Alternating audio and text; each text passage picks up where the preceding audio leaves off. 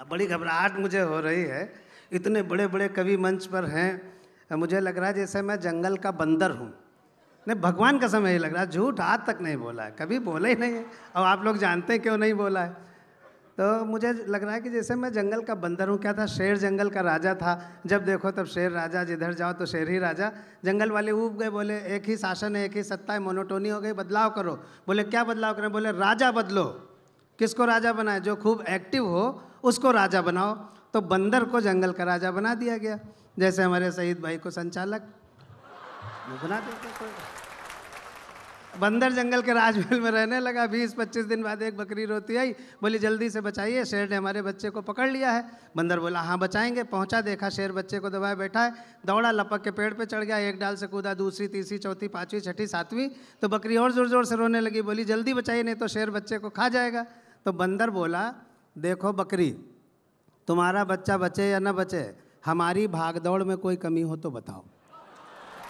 मैं एक कविता सुनाता हूँ, मुझे 7-8 मिनट का समय मिला हुआ है। मैं एक कविता सुनाता हूँ आपको। माना, थोड़ी सी ताली बजाओ, थोड़ा खुलो तो भाई। देखिए मैं लखनऊ से आया हूँ, और लखनऊ जो है वो नज़ाकत नफासत का शहर है। जब तक एनर्जी दिल्ली से नहीं जाती तब तक जो है लखनऊ कुछ कर नहीं पाता है।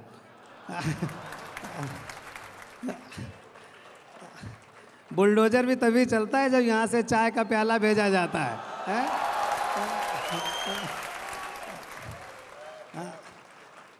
सुनिएगा, एक व्यंग्य कविता सुनाता हूँ। अशोक जी को मैं अपना आदर्श मानता रहा व्यंग्य में, तो मंच पर हैं।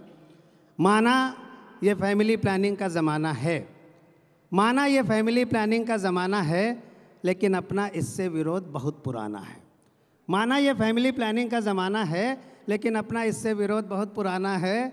अपने ऊपर तो ऊपर वाले की दुआ है, अपने ऊपर तो ऊपर वाले की दुआ है। अभी हाल ही में घर में एक और बेटा हुआ है। ऊपर वाले की दुआ का मतलब ईश्वर की दुआ है, और कुछ ना समझो आप। अभी हाल ही में घर में एक और बेटा हुआ है। अब कुल मिलाकर हमारे बेटे हैं 4।